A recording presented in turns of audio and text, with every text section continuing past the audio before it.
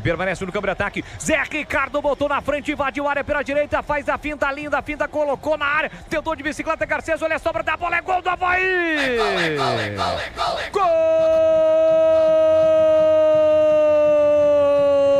Gol do Avaí!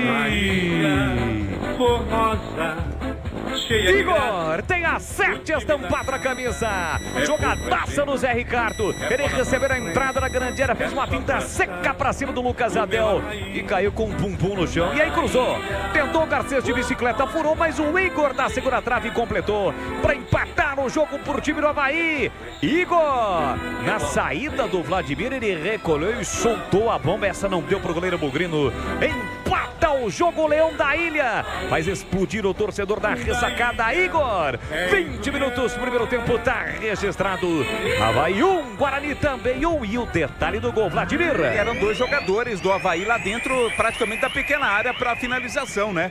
Furou na bicicleta o Garcês, mas aí tava lá o Igor. Com tranquilidade, com força, também meteu o pé na bola. Não deu pro goleiro Vladimir. Tá empatado o jogo 1-1.